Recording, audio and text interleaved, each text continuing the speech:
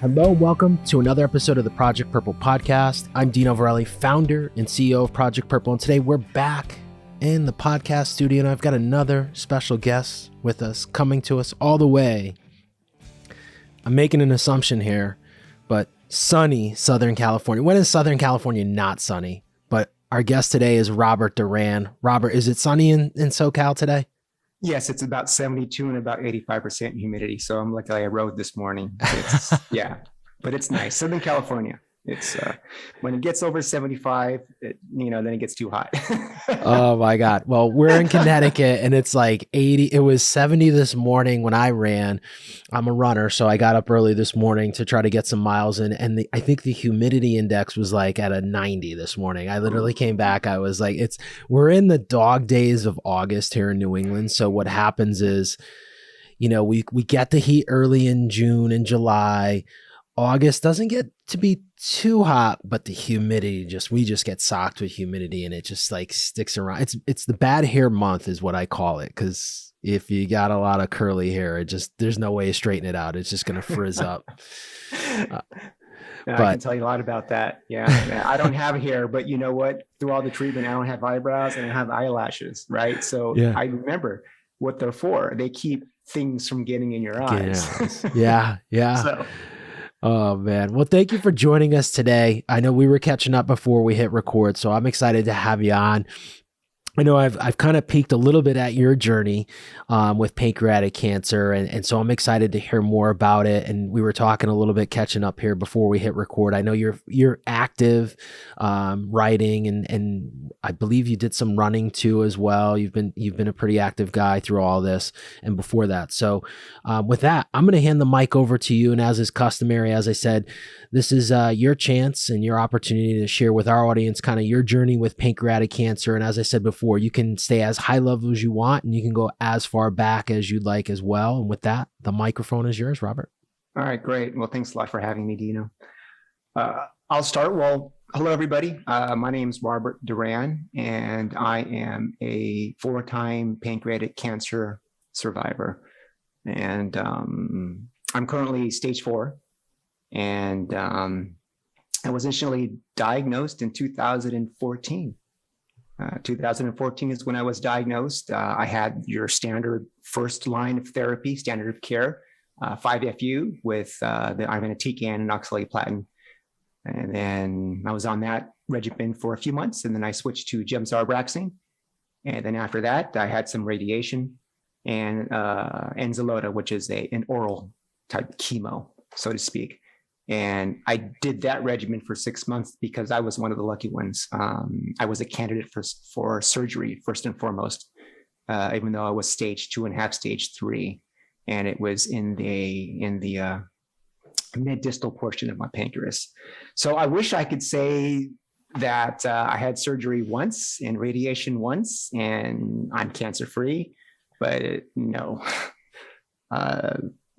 After the surgery, I was in remission, and then the cancer came back. It came back in 2017. And when it came back, it was in my GI area, not in the pancreas, but it was just in the omentum, the fatty layer surrounding the gallbladder. And at that point, I went under another 6 months of chemotherapy.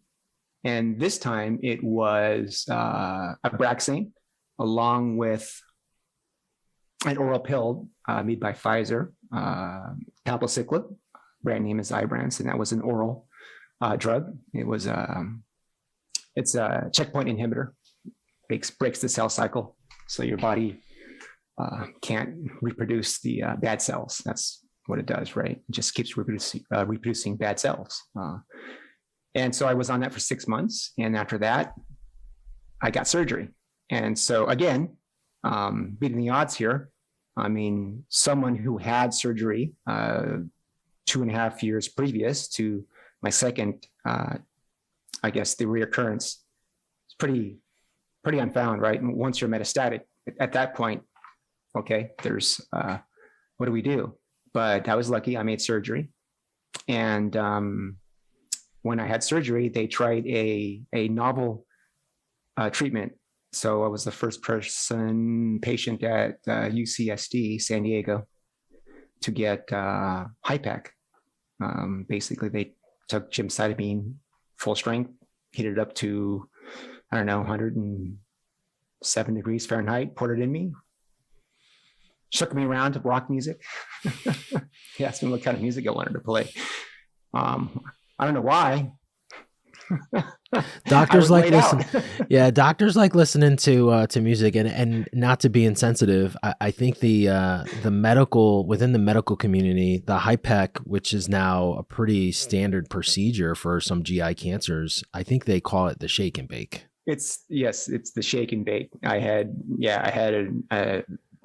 a doctor, they were on my foot, behind my head, to my left and right, and I said, play some Journey. I love it. It was for them, not me, right? Yeah. First one at San Diego to get that cheaper treatment for pancreatic cancer, and then I was in remission, and I think I had recovered 4 days, and I was back on my bike. I shouldn't have been, but I was. And so I had another period of remission, and then in 2018 it came back. It just keeps coming back. It's the story of my life. This time it metastasized to my left lung, and I chose to not undergo chemo. I chose a good quality of life. I wanted to not give my body supercharged weed killer, so to speak, right? I mean, I say weed killer is actually better than chemo, because at least you can say, Mr. Weed Killer, kill this crab or crabgrass, but don't kill this cell, right? Or don't kill this grass. With chemo, it just kills everything. So I chose no chemo, and we watched it. We basically did surveillance mode. And finally, when it grew from 2 millimeters to 5 millimeters to 8, it started doubling, right? And once it picks up steam, it grows. And I said, take it out. And so I had a left lung lobectomy in 2019. And in about 3 weeks, I was back on the bike. I was doing a little bit of running. And so flash forward to, flash back to October of 21, September of 2021, came back again. And this time it came back in my right lung, not my left. And then it came back in my liver.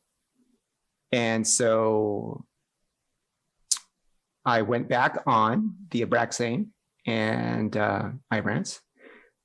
And by the way, the Ibrance and Abraxane that I took back in 2017 was part of a clinical trial. And from what I understand, Ibrance or palbociclib still hasn't been approved by the FDA as a oral drug, immunotherapy, right, for pancreatic cancer. So I had to get it off label, and I had to fight with insurance and go through peer review, right? So those are the minefields that you kind of have to navigate through as a pancreatic cancer patient. And I'm familiar with doing that because I've been living with it for some time now. And so I was on, Abraxane and Ibrance for 10 months. The cycle was every week for 3 weeks. I get a 1 week off, and then it starts all over again. And so at this point, I just continued to work, continued to ride my bike hundreds of miles a month, ride to chemo, ride after chemo, and just tried to live a normal life, because that's all really what I wanted to do as a pancreatic cancer patient, is live a normal life, get treated normally, right? And so I did that, and I was offered or presented with an opportunity to enroll in a clinical trial. And because I've survived so long, and I've failed, for a lack of a better word, all of the standards of care as first line, second line, and anything else they can throw at me, right? They said, Robert, we've got this clinical trial. It's here at UCSD. And we're looking into CAR T therapy. CAR T therapy being the new, cutting edge core treatment for cancer. Came from leukemia, right? And the response rates have been pretty good. Success rates have been good compared to chemo, right? And so they said, if you had this particular protein expressed in the surface area of your tumor, and if you had it in sufficient quantities, and if you passed all the tests, and you qualify, you do all the screenings, this is something that we can do for you. And I said, okay, I'll do it. And I jumped at the chance because chemotherapy is not a cure. And so I wanted to do something that would not only help me survive or perhaps get long-term immunity, whatever long-term immunity is, right? Obviously a lifetime, right? But would be great. But also help other pancreatic cancer patients, but not necessarily pancreatic cancer patients, but all cancer patients that have solid tumor. And if this works, I'm hoping it will get FDA approval. And I'm hoping that in the future, CAR T therapy would be given or offered as an option to all pancreatic cancer patients and cancer patients worldwide without having to go through chemo. And how is that? How would that be if in a world where you can fight cancer without having to get chemotherapy, and it turns into something where we'll take your white blood cells out, we'll re-engineer them, and we'll grow them into billions. We'll put them back in you via an IV, and then your body fights it, gets a fever, and you're done. And imagine all this without having to be poisoned by chemotherapy, and you have a better quality of life. And so I chose to stop chemo, which was arguably the only thing that was keeping me alive the last 10 months, to go for this particular treatment, hopefully help scientists and researchers cure the incurable, so to speak. And I'm rolling the dice, but it seems like a good one, and at the risk of disease progression. But I've been living with chemo for 8 years now, and so it's familiar to me. And what I always tell people is, patients, is that when I was first diagnosed, I was told that the survival rate, this goes back to 2014, was 6% or 7%. Mm-hmm. Okay. It's pretty low. And now we're in the double digits, low double digits. It's been 9 years, right? 8 years since I was diagnosed. And what I always tell patients is, be strong, be healthy, get out, get some exercise as much as you can, because you want to be as healthy as you can be in order to receive the therapy that you're going to get, and let that do the work. So mentally, be strong as well, physically, and stay alive, move the chains so you get another first down, because scientists and researchers come up with new advanced treatment every day. And that's what I've been doing, and it's been 8 years. And so that's my story in a nutshell. Wow. Robert, how old are you now, if you don't mind me asking? I'm 55. Wow. I lost track. I was telling my kids I was 29 for so many years. When I got to the hospital and to the ER when I first was diagnosed, they asked me how old I was. I said I was 29. And my wife said, "You're not 29." I said, "I don't know how old I am." How old are your kids? I have a son who's 14, and I have a daughter who's 10. Wow. Yeah. So my daughter has only known me, right, living with cancer, so to speak, pretty much. Yeah. Right. And my son, he found out when, 8 years ago. Right. So if you do the math. Yeah. Yeah, but I feel like I have, like I said, 16 and 18, and like they don't remember like 10. Like they don't remember like 6 years when they were 6. Like Facebook memories is great. Like I bring up pictures like, hey, remember when we were on vacation? Look how small you guys. And like, I don't remember that, Dad. Yeah, they don't remember. Yeah. So it's hard. Like that's crazy. So first of all, amazing story. I want to go back to the very, very beginning because you're an active guy. Have you always been this active in terms of writing? And I mean, I don't want to make assumptions. I know, people who live in especially Southern Cal tend to be active. Like they're surfing, they're walking, they're running, they're biking because the weather out there is just unbelievable. So, you got to be into the outdoors and getting outdoors and being in that active lifestyle here in air quotes as I do it on video, but not on audio. So was that part of your life before you got sick? I was pretty active. I was pretty active. I did some running, a lot of running. I played hockey, believe it or not. Played hockey on the West Coast. So we're not talking East Coast college hockey, right? But we did play some teams that came from the East Coast, and they were fourth. They were scrubs, right? Fourth line, right? Junior varsity, division, 2 schools even, right? But yeah. But it was fun. And so I was always healthy, and I was always just an active, very competitive person at the time. And so, yeah, I don't have any cancer or any pancreatic, any cancer in my family. So there's no family. So no family history, but then let's talk about like signs and symptoms. Like, so life was normal. And then how did the diagnosis happen? Did you experience like, what were your symptoms and signs that kind of brought you there?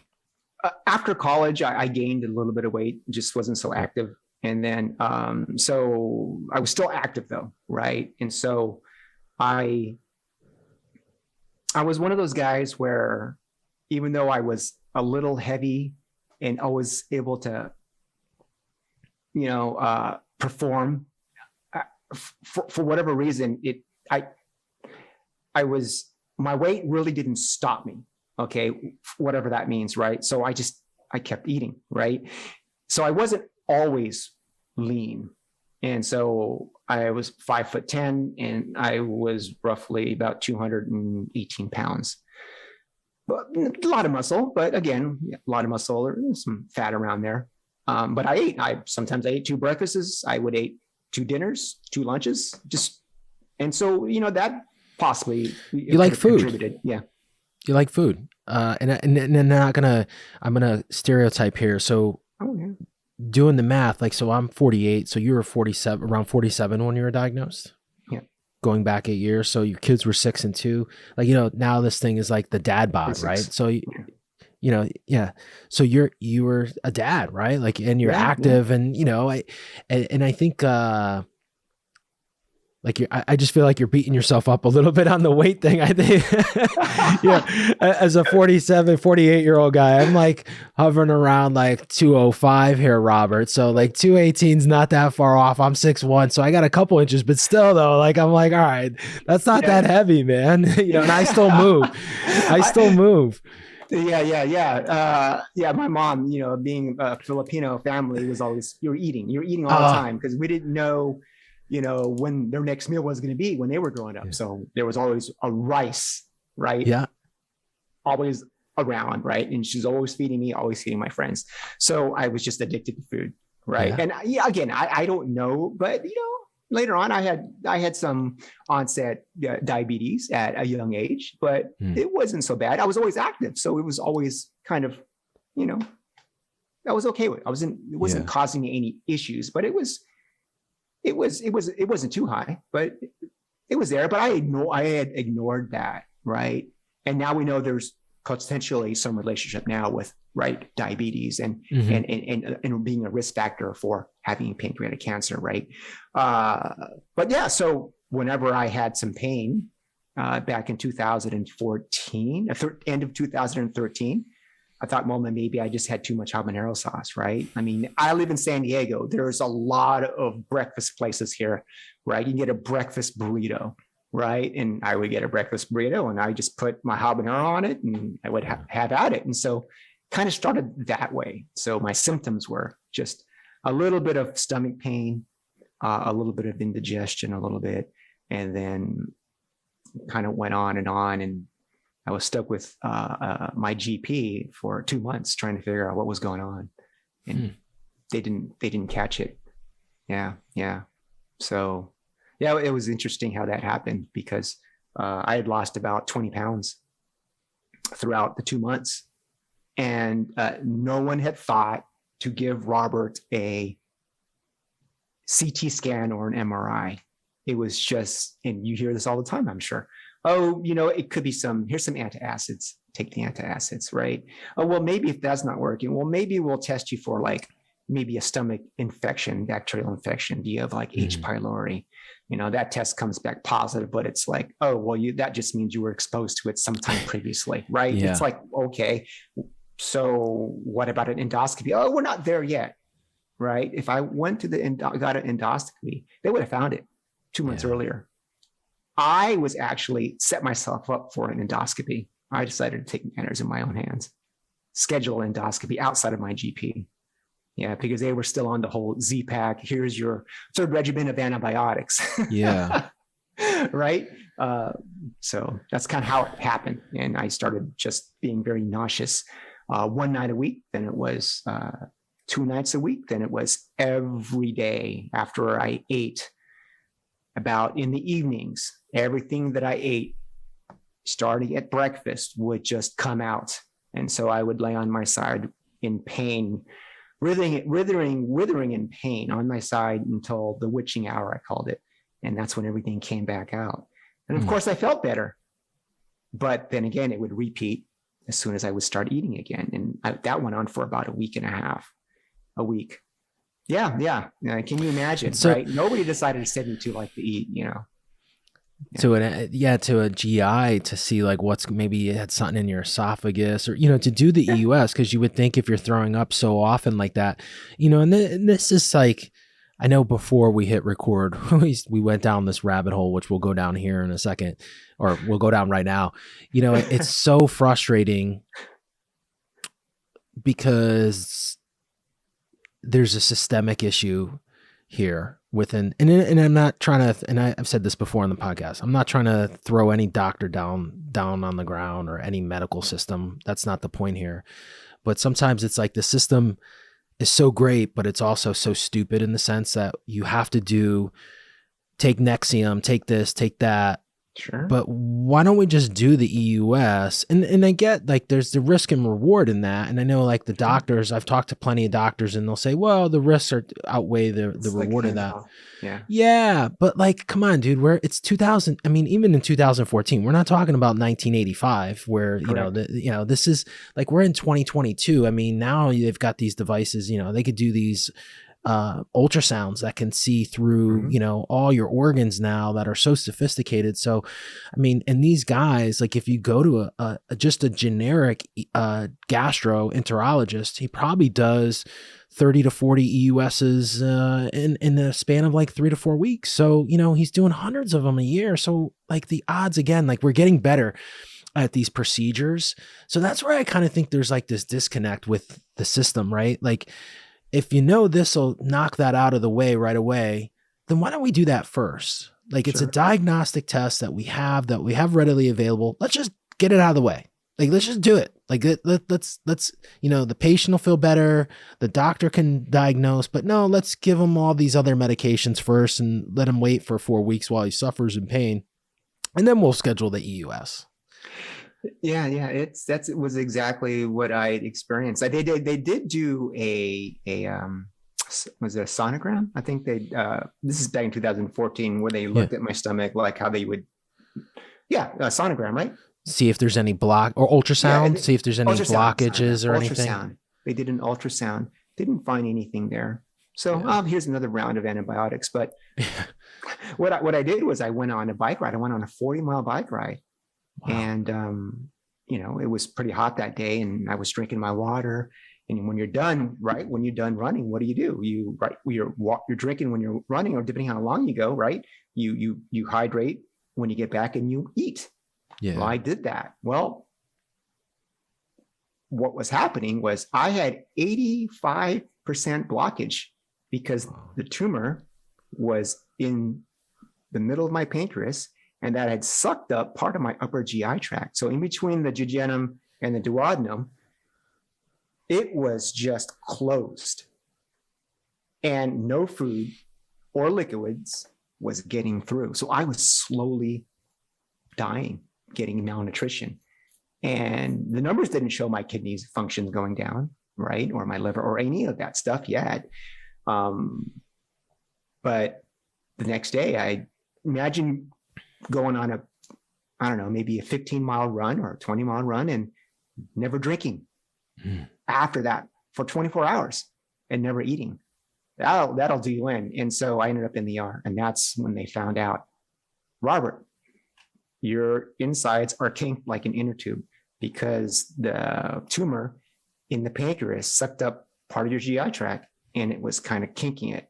And if I would have went to that endoscopy, they would have stuck that scope down my mouth, and they would have made those turns, and they would have said, there's something impinging inside. You need to go to the ER. To get a CT scan, MRI with contrast, right? Yeah, so 2 months of all that. Yeah, and I was finally diagnosed. And that's how it happened. So crazy.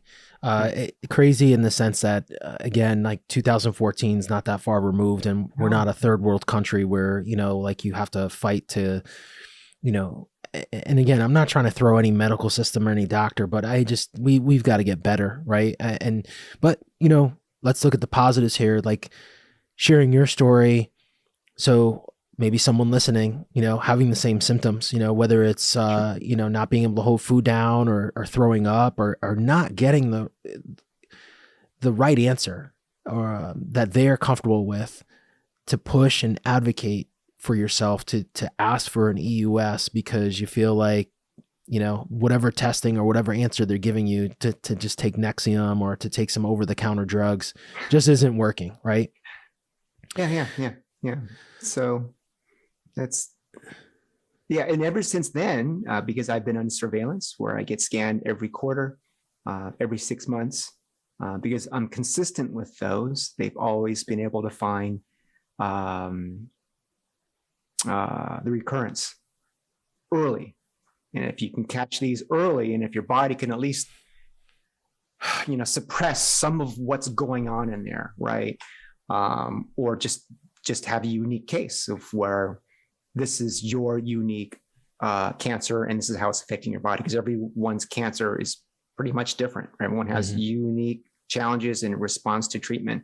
Mine just happens to be where my system keeps it localized and doesn't spread. And I've responded to standard treatment, but it's not curing me. It's just keeping me alive and treating the symptom like it's a chronic condition, and with a little bit of hits of quality of life with the chemo. But it's good that I've been able to withstand that, because now I am now here getting this CAR T cell therapy, where back 3, 4, 5 years ago, it was like, just stay alive until something miraculous is going to come along, something that's going to be eons ahead of the barbaric and archaic chemotherapy that we know in this first world country is the treatment method of choice if you don't make surgery, right? Yeah. And or a candidate for surgery. And I'm finally here, and hopefully the advancements that everyone's been pushing for, right? It takes a village. Hopefully this will be it. Maybe this will get us over the hump. But you still got to stay alive, right? And And that's the challenge, is you got to battle, and surviving is all about getting things right in the mental space. And what I call, there's an absolute truth, and that can cut both ways. A lot of people don't like the absolute truth, and they'd rather have a convenient truth, right? But for me, the way I'm wired, I want to know the numbers. I want to know how they came up with your 96% 5-year mortality rate, and now it's 89%, right? Mortality rate 5-year? Correct. Right? Yeah, because 11% is 11. Reciprocal of that is there's ways you can shift yourself from that high risk group, especially if you're younger and you're healthy and you don't have as much comorbidity. There's things you can do to be in that lower risk group. And I wish a lot of patients at least were told that, or are told that when you first are diagnosed, because all you get is, oh my gosh, I don't know how it is now, but depending on where you're diagnosed, right? They'll say, get your affairs in order. I talked to so many pancreatic cancer patients where they get a stage 3, stage 2.5, stage 4 diagnosis, and they say, get your affairs in order. And it's like, wait a minute, give them hope. Don't always go for that, right? And if you do tell them that particular statistic, at least give some background information on how that statistic was derived, right? And the patient will be better off, at least in my opinion. Yeah. What do you do for your day job? I'm a solutions architect for a cybersecurity company, right? And that's the easy way of saying it. We're actually even more on the tip of the spear, right? So but yeah, that's what I say. So I ask, not to be nosy here, Robert, but to hear your thoughts and your processing when you said architect. It's kind of similar in line with like engineer and building and understanding how systems work and how things equal certain things, right? So when you said, it just hit me, stood out here when I heard you say, like, if doctors gave people the information, like, okay, in order to be in this 11, this is what we need to do, right? To be in that 11%, if you do X, Y, and Z, versus saying, okay, here's your, go home and get your affairs in order, right?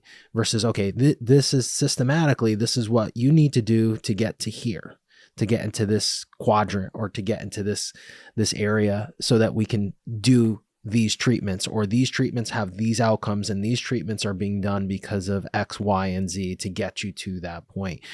So, because it's fascinating to hear you talk that way.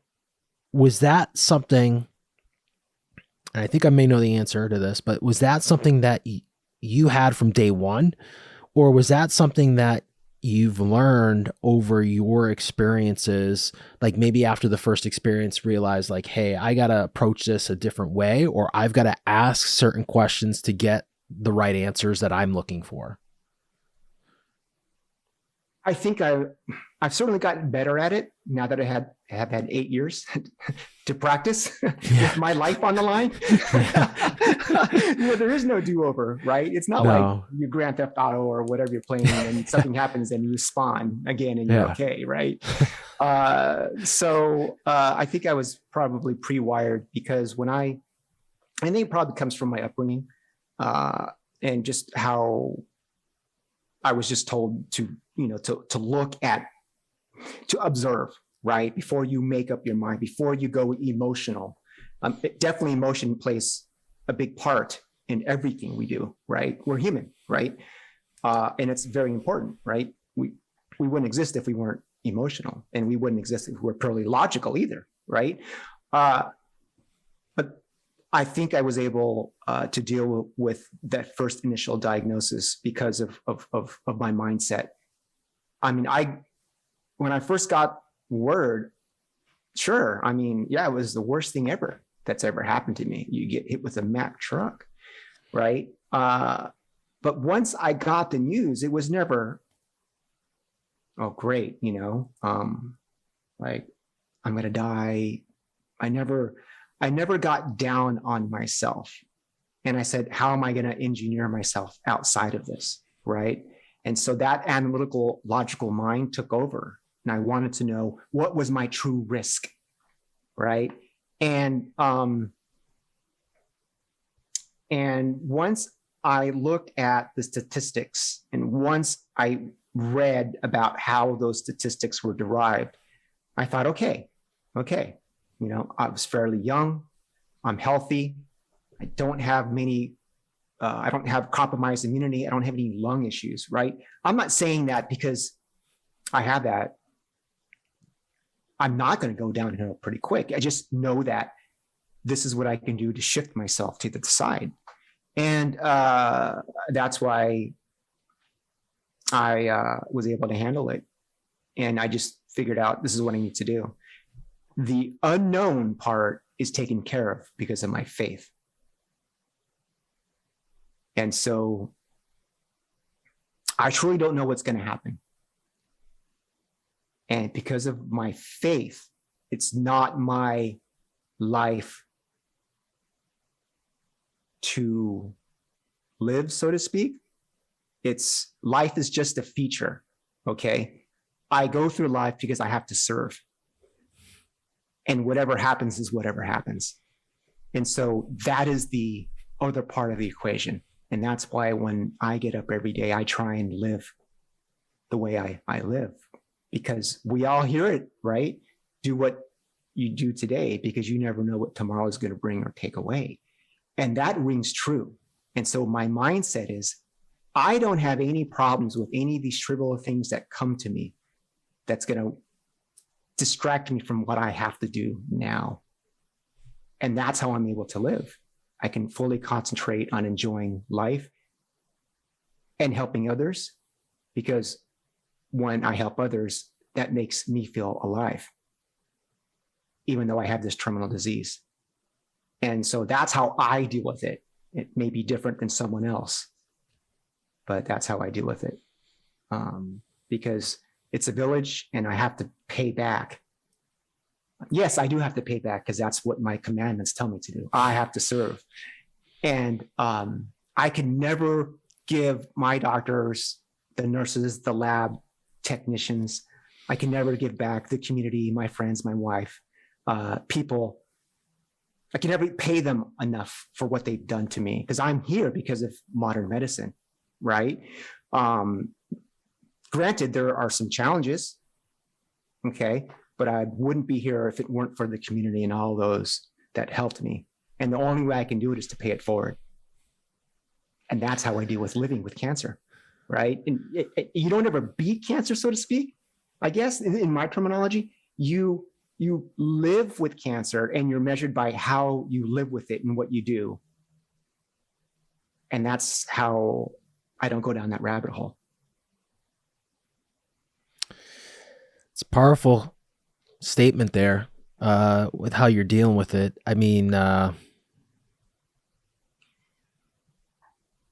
you've been at this for 8 years, and, you know, going through your story and you know, this is just very raw in the sense that being young, having young kids too. But 4 times you've gone down, you know, with this diagnosis, and to say that,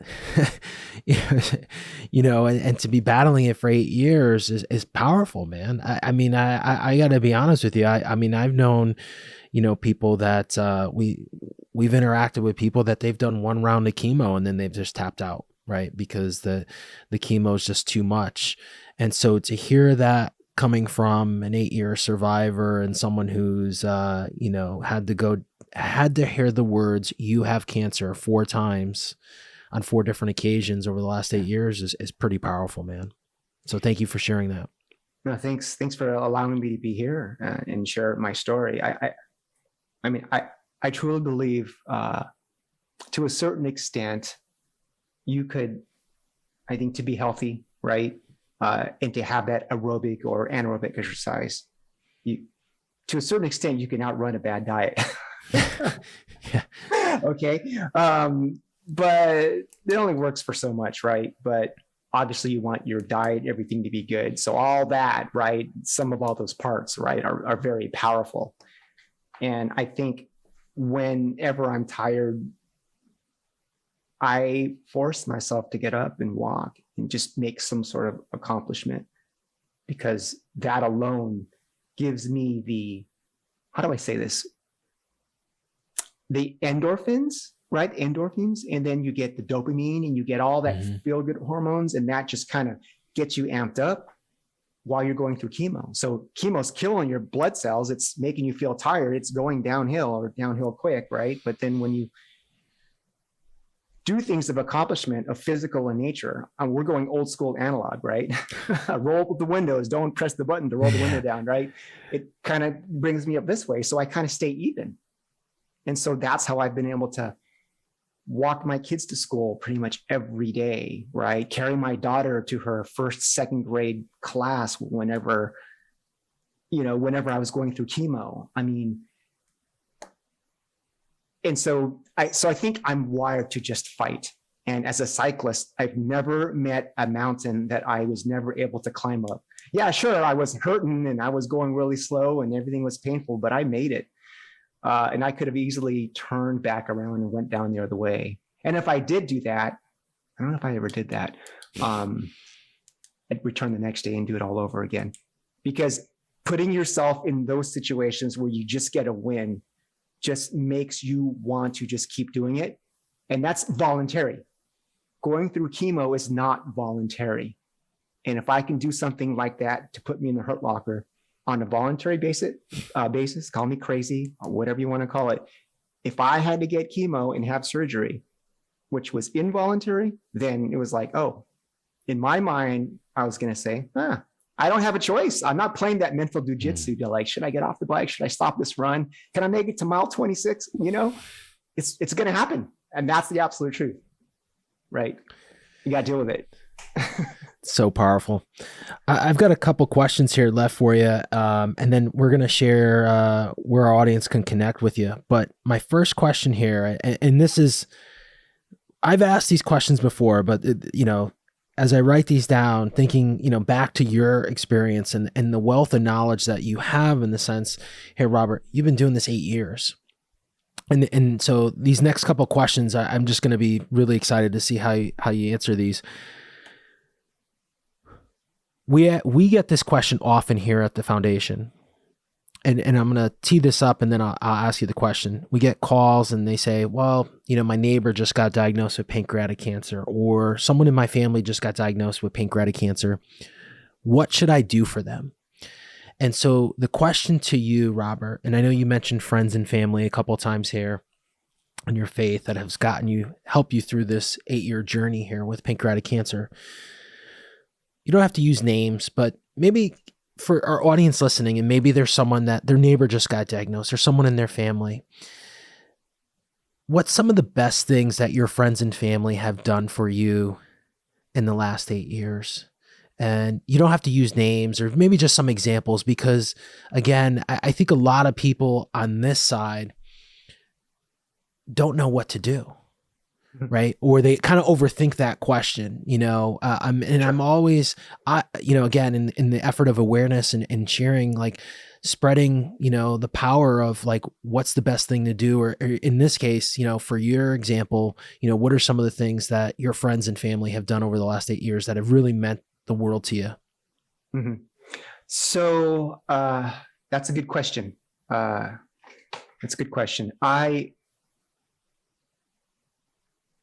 I believe I could address your question coming from two sides.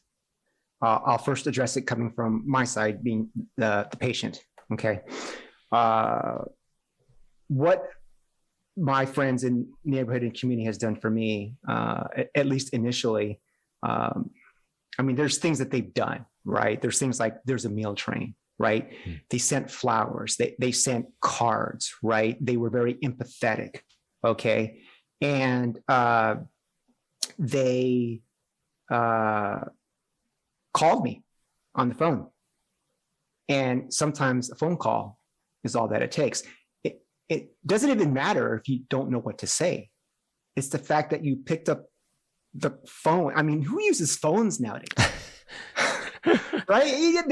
Oh, you got to keep me on track here, right?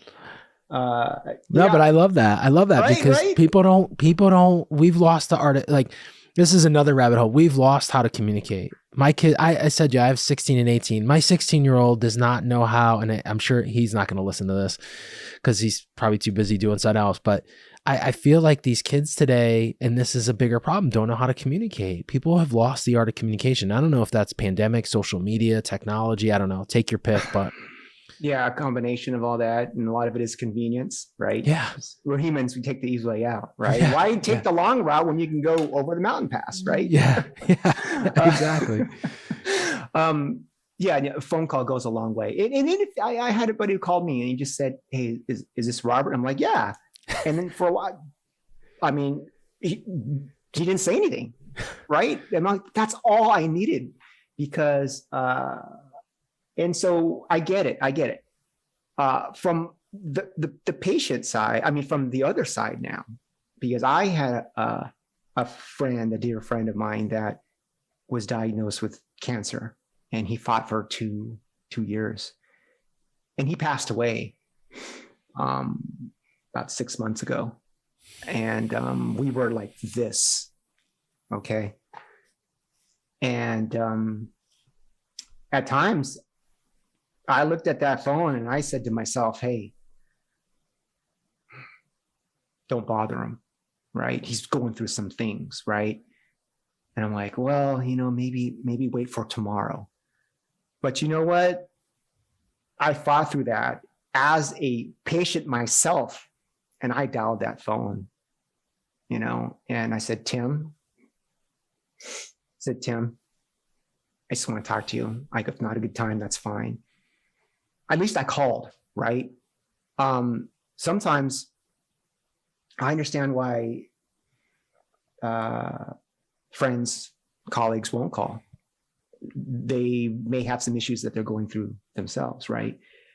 And so as a patient, just because someone doesn't call, you got to fight that urge to say, why didn't that guy call? I talked to him every day. And all of a sudden, when he found out that I was diagnosed, I haven't heard from him yet, right? You don't know what other people are going through. And believe me, in some cases, they may be going through another episode of something they just went through 4 years ago because their father or mother or brother, right, passed away from maybe not even pancreatic cancer. It could have been anything else. So I would say, to answer your question, people showing their human side to me as a patient was the best thing that they can ever do. Okay. And the other thing is, and I think the best thing we could do for someone who's facing some sort of diagnosis is at least, just show them that you care. Maybe the words won't come out right, but they will understand. And right. And that's probably a long answer to your question, but no, there's no right or wrong to these. Yeah, Robert. And I think that's the great thing. And I think just like every cancer diagnosis is different, I think what I found is everyone is different. And I think, though, giving people ideas is really the start, right? Like, and to your point, like, anyone can make the phone call, right? Like you can just make a call to a friend and just say, hi, like, hey, I'm thinking about you, or, hey, I'm thinking of starting a meal train. Are you cool with that? Yeah, absolutely. That'd be a great idea, man. Cause I get really zapped at the end of the day and I don't have a lot of energy to cook or anything. So that'd be awesome. So I think you answered that perfectly. My next question, and this is a loaded question, and this might be hard, and why I preface this is because of, again, it's loaded and it's a thought-provoking one, but I hate to pin it to one piece, but what advice would you give someone listening to this? I know, again, you come from this perspective of being down this road 4 different times, been at this fight 8 years. Are there a couple top high level things that you would say to someone listening that maybe just got diagnosed? What I first and foremost do, obviously, being a cancer patient survivor myself, right, is, I mean, I understand what they will be going through, right? Maybe their situation will be different, but I understand, right? So, but what I do tell them is they have to find a nonprofit like the one that I work with on a regular basis, right? Like PanCan, or even your site, right? Because as I shared earlier, patient stories and their experience, just the fact that they know that there are survivors gives them hope. And hope is all we really need as pancreatic cancer patients. We need hope. It's all we got, because we want to feel normal, right? And so when you find those people who are going through the same challenges you are, then amongst your peers, yeah, you feel normal, right? So go to those websites, right? And I would say go to PanCan, because they do a really good job of breaking down what you're facing with. And I'm sure there are other sites that are out there that are just as wonderful that I have not come across, right? Because they will give you the information just straight. And that's the absolute truth. I keep talking about absolute truth, right? Because as being engineering focused, right? You want to know who your opponent is. You want to know everything about that person or that disease, so you could intelligently plan your treatment. And so that will go a long way, because you will find friendship, you will find others that are doing the same or sharing the same experience. And that's what we do as humans anyway, whether you have disease or not. You gravitate to people who are doing common things with you. And that'll instantly make you feel included as opposed to like excluded, right? Because I know how a diagnosis can be, right? You're the only one that has it. You don't want to share it. I did this to me. Why me? Right? That's a bad rabbit hole. Find those others who are going through there. And through those organizations, right, you will find people who are doing good work. And that right there is very contagious.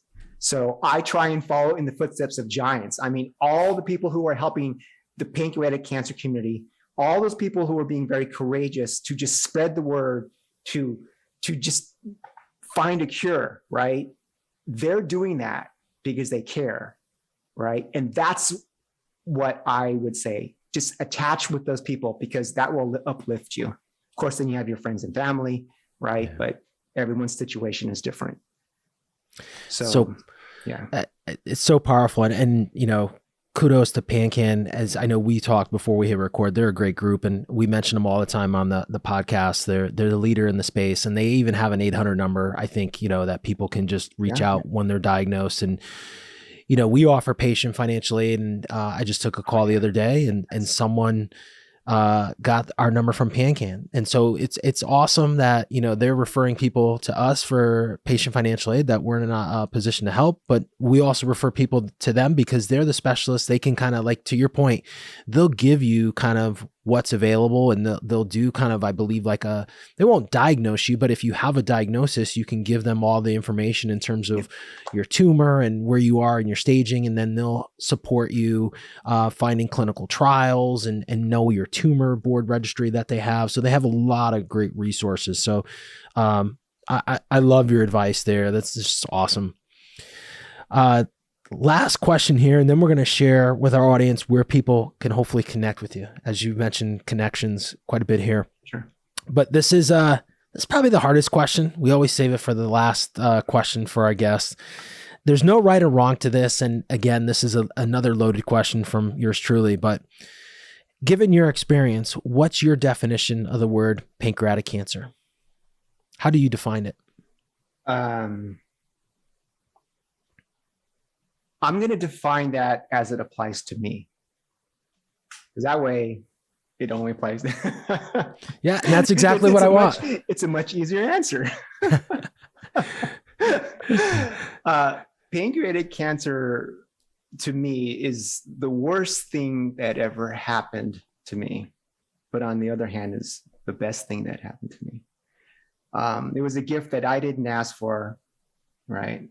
But now I have the gift, and I have the gift to give back. And that truly what makes me alive. You know what? I mean, I don't know how I would be able to have done this if it weren't for me to just give back somehow, because that's what drives me. And because I am not only helping myself, I'm also helping others.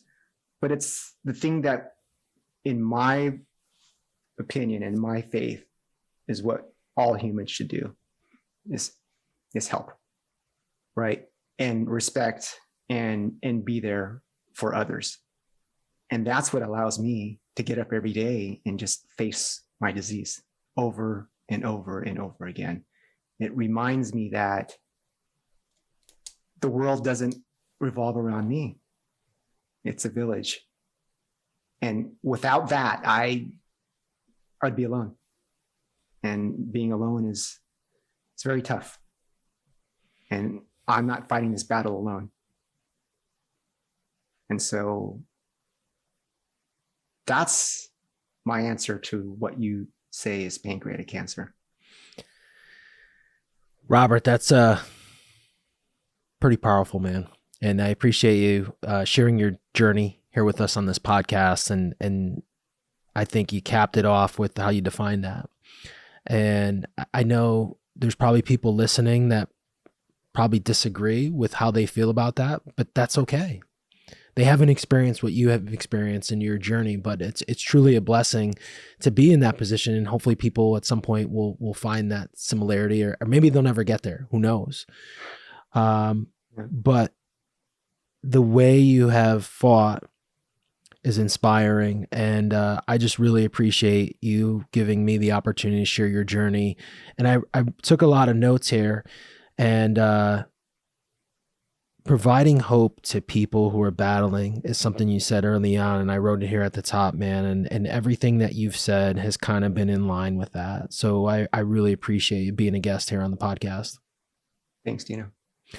One last thing here. If our audience listening at home, if someone just got diagnosed or has someone battling, they want to connect, I know you have a website. Where's the best place for people to connect with you and learn more and stay on top of your journey as you go through this with pancreatic cancer? The best place would be my website. That is still a work in progress, but there's a form. If they want to reach out to me, they could connect to me, fill out the form, and then I could get back to them. Cool. And I've been doing that quite a bit for the last 8 years. Been a one guy just trying to help people when they hear about Robert has pancreatic cancer, and they go, "He does? I never knew that." It's because everybody around me has made me think I'm normal, and that's all I really want to be. So my website is robertduran.com. Just repeat that one more time. I think we had a blip there. Sorry, it's robertduran.com. Okay. I thought we had a blip, but it's duran.com, just like the band, Robert Duran. Like the band. Yeah. And the website just has just the short intro on me, and there's a contact form there. And so that's the best way to get a hold of me. And I'm trying to update that with the latest information on the CAR-T therapy trial. I think I'm patient number 13 in the United States to undergo this particular type of therapy for a solid pancreatic cancer tumor. So I think people are interested in seeing how this goes. So it's awesome. Yeah. Robert, thank you for being a guest on the Project Purple podcast. All right. Thank you. Thank you very much. That's a wrap of another episode of the Project Purple podcast. If you liked today's episode, feel free to share this episode. Follow us wherever you listen to podcasts. Until next time, please be safe. Thanks for listening.